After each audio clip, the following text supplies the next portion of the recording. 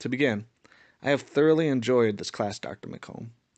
The fact that I've been able to go deeper in my understanding of how to help students with emotional and behavioral disorders has truly encompassed what I will be able to do in my classroom next year. I've spent 7 years working in a rehabilitation facility for students who suffer from emotional and behavioral disorders. The transformation that took place from the time an adolescent begins his or her journey in the facility to the time that they graduate is an overwhelming joy to behold. I've been given this amazing experience before I began teaching, which has allowed me to develop the ability to look past the symptoms of a student with emotional and behavioral disorders to find the underlying cause of their behavior. This course has accelerated, enhanced, and helped connect new learning to my schema. With this in mind, key components that have really caused me to think and excited me about the upcoming school year. History didn't serve anyone with emotional or behavior disorders very well, or with any disability for that matter. From being considered possessed by the devil, a sinner tortured, being burned at the stake, to being hidden away and displayed as freaks and beggars, anyone with a disability lived a disgusting life simply because they were born into a life with a challenge. The difficulty involved with emotional and behavior disorders is the fact that it is challenging to diagnose because most symptoms of these disorders appear similar to normal behavior of children in the growth and development stages.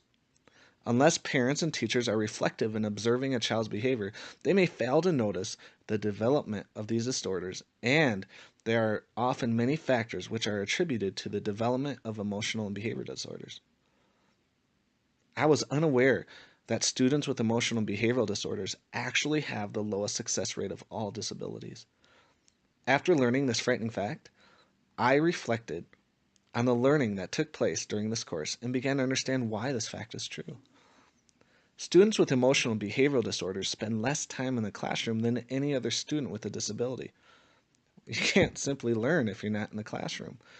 This prognosis is caused by a student's inability to learn, form relationships with others, manage their inappropriate behavior, overcome depression and fear, and get away from risky adolescent behaviors.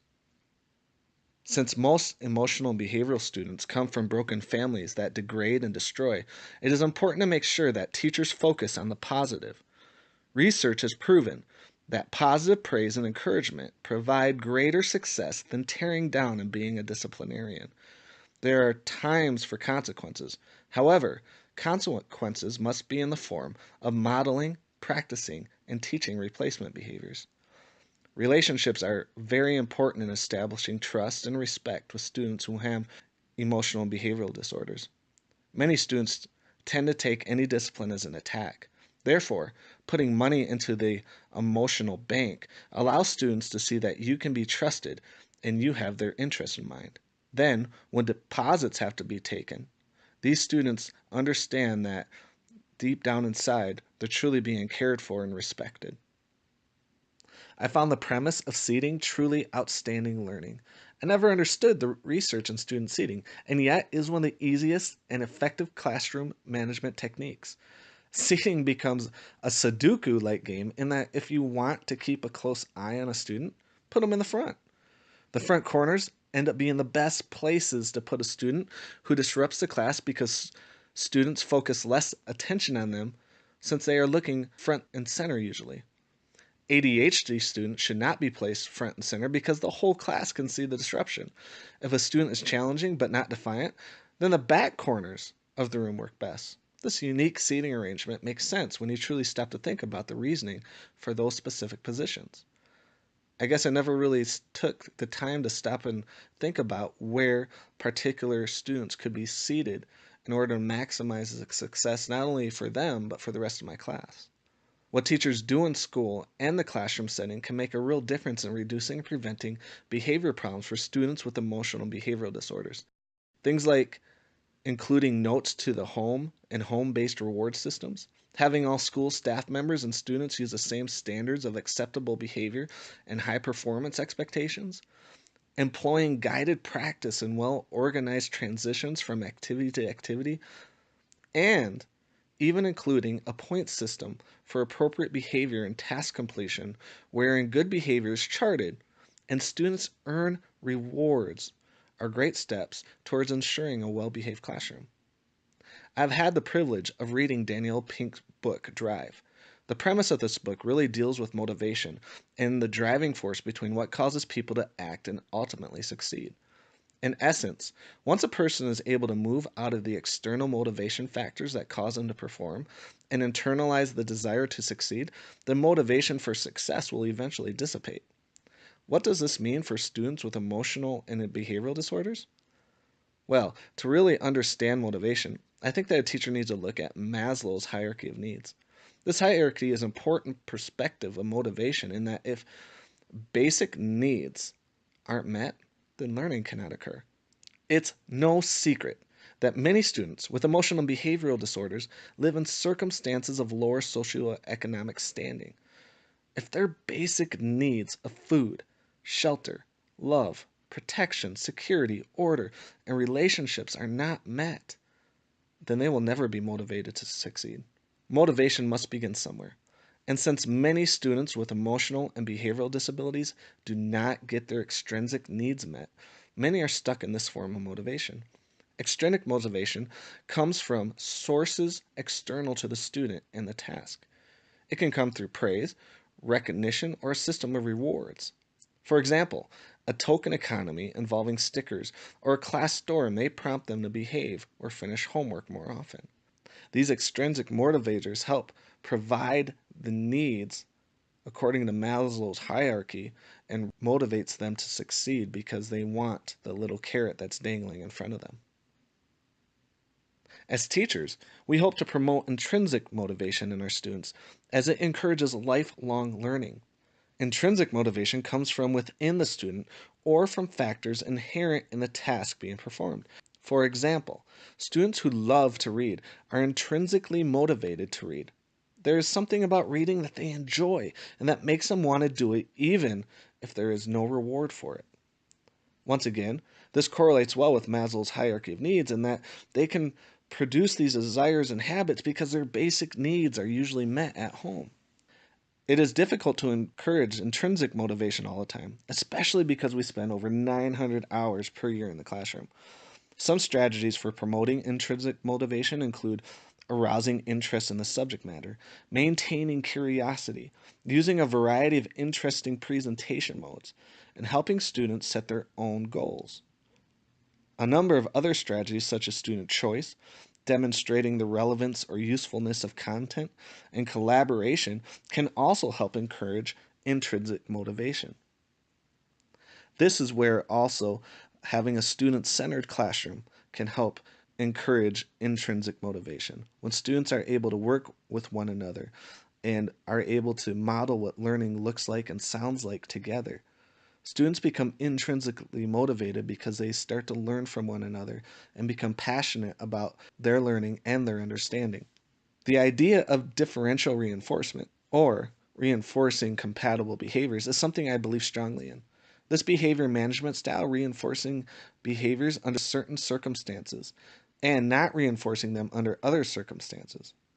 Instead of specifically punishing bad behaviors, you can use differential reinforcement to increase the desired behaviors. Using punishment or extinction can result in escape and avoidance behaviors from the child. Using the strategy of differential reinforcement avoids these potential side effects and focuses on catching the child being good. As stated, research shows that positive reinforcement always outweighs negative reinforcement and encourages positive behaviors. So regardless of how you use differential reinforcement, you need to be sure you are always using a reinforcer, something that follows behavior and increases that behavior in the future. When the problem behavior is not occurring and when the problem behavior does occur, always put the problem behavior on extinction. So what are some of the key ideas to establish a differential reinforcement system? Well, first, you need to identify the problem behavior. Give specifics on what that behavior looks like. Then, record baseline data. For about 3 days prior to beginning any treatments, pick a time of day to record data. Record how many times the problem behavior occurs, how much time there is between occurrences of problem behaviors, and the intensity and duration of the problem behavior. Then you need to find a reinforcer for other behaviors. You can conduct a preference assessment, or you may just use your knowledge of what your child loves. It's important to make sure that the students have reinforcers that are meaningful to them. Teachers can't just assume that a reinforcer will be meaningful to them, because if students don't have the chance to choose, then they will probably not buy in to the types of behaviors that you're trying to replace. Another key idea is to decide which differential reinforcement procedure you would like to use. Then, implement the differential reinforcement procedure while collecting data on how often the problem behavior occurs, how long it is between behaviors, and the intensity of behaviors. Hopefully, through this data collection, you're seeing the behaviors begin to dissipate because the reinforcers are working. The main point is to provide what the child wants when they are doing an acceptable behavior, but not when they are engaging in a problem behavior. Often these students see their lives being controlled by extrinsic motivators, such as not getting in trouble, getting kicked out of class to avoid doing something they don't want to do, and trying to gain power through power struggles with those who have more power than them. I liken this idea to the idea of internal and external locus of control. Many students with emotional behavioral disorders exhibit patterns of external locus of control. These students feel that their lives are controlled by luck, chance, or other people. Many come from impoverished homes, and the only time something good happens is because they got lucky that day, or someone with power allowed them to have that certain thing. Learned helplessness is developed because these students can't see outside the tainted windows of their broken homes. Once you are continuously fed failure, pain, abuse, neglect, and mistrust, they become gluttons, eating the lies that their current situation continuously feeds their minds. As teachers, we must work relentlessly to invite students with emotional and behavioral disorders to eat at the buffet of raised self-efficacy and learn helpfulness. Once students with emotional and behavioral disorders dine and begin to replace their hunger pains with a well-balanced mental meal, changes can take place. Changes that create a foundation that sustain internal locus of control. A student with an internal locus of control have an internalized drive that motivates success. They take personal responsibility and are metacognizant of the fact that their rewards in life are guided by their own decisions and efforts. People with an internal locus of control tend to internalize both failure and success. Studies have shown that people who are more successful tend to be more internal. Some theorists believe that this trait is what most closely associates with motivation to succeed. I really appreciated the deep learning that I was able to grasp from being able to actually construct my learning. The type of format that you use, Dr. McCollum, truly helped me to see how project-based learning can be an amazing opportunity for students. Too often teachers become teacher-centered and not student-centered. And I appreciated the model of what you showed throughout this whole course. So I'd like to thank you for that.